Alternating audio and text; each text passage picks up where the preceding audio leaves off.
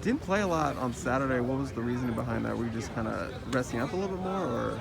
Yeah, exactly. I'm just, trying to be 100% headed into this week, and really trying to play that bye week to my advantage for the second half of the season too. Just trying to get it all healed up, and it feels much better this week. I've been able to participate throughout the entire practices. That was something that I've been working towards, and I think those guys were balling too, and so there was no need. Jake's out here, get Thule, everyone's out here making plays, so there was no need. How did it feel to see a performance like that? Just how infectious can that be, just having everyone kind of eating out there? It's awesome. And I mean, on a personal level, obviously these guys become my best friends. And so to see them have success, to see Jake have that kind of success with what he's dealt with through his career at USC, with his family in the stands, that's the type of stuff, I couldn't be happier for him and happier for our group. So it's a great feeling. It's good to build that momentum, and, the Silverbacks are getting better. Coach kind of called you guys out there to start a practice, gave that fiery speech. How do you feel like the team responded to his message? Really good. I think we had a much better practice after we brought it up right there, and we were kind of a little bit lackadaisical for our stretch and, kind of coming out. So I think it was the wake-up call we needed, and honestly it feels great to get stuff called out and us respond like that, because I think it's lacked in some of our previous games. So that's become a point of emphasis, and I think we'll improve on it moving forward. You guys are 1-3 at home. I mean, I know that's not a record you guys are proud of. How do you guys fix that?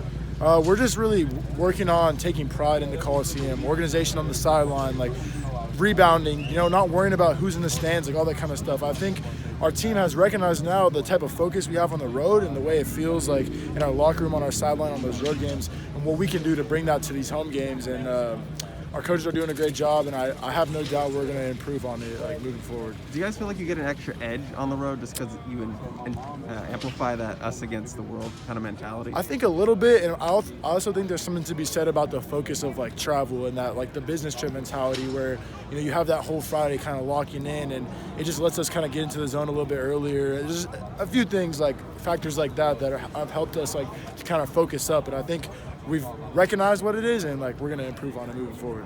I want to ask about this guy right over here. What have you seen from him since he's moved over? I mean, it seems like you guys have really embraced him. Well, we've always loved Max, and he was bullying us on the scout team when he was working against us, so it's great to have him in our group, and obviously adds so much to our group. In all from a person to a player, so it's great to have him. And you saw that play against Colorado. We're going to expect a lot more out of Max, and he's going to bring it. So we're excited about that. You were added to the senior class nomination list. I'm not sure what the exact name was. Okay. Talking about your academics? Yeah, I haven't seen that yet, so I need to go inside and check it out after. But I've just been trying to stay focused on the field and in the classroom. I know that has a lot of longevity, so working on this master's, it's going good, and it's nice to be recognized, so I'm excited to check that out. I know Miss Katie's been doing a lot for me on that front, so I really appreciate her. How often do you impart that message to the younger guys to stay in the books? I try to. It's a little bit tougher in season even for myself, but I try to be a resource. A lot of guys went through the same undergrad program that I went through, so I'm always telling them hey, let me know what professors you have. I'll help you out whatever way I can. I think it's awesome to be in touch with people on campus because there's a certain side of the football player that a lot of professors don't get to see. So I think it's cool to bring them along, and they're definitely helpful. I know once I'm done playing football, I'll have so many opportunities because of it. What's the biggest challenge you think Utah's offense poses for you guys? They're always a physical group. I think they're going to come out and run the ball. Obviously, we've been tested on that front every game, so we're coming out and needing to stop the run. Lots of talented running backs, talented receivers. They're motivated to play too. And at home in the Coliseum, we have a lot to prove. What have you seen out of Cameron, their quarterback? I mean, you guys played him last year, but he got knocked out of the game. What have you seen from him since he's taken over? He's a really talented player. We know he can run it a little bit too. He's sneaky like that, and we're just same thing. Got to play our brand of football and what our brand of football should be.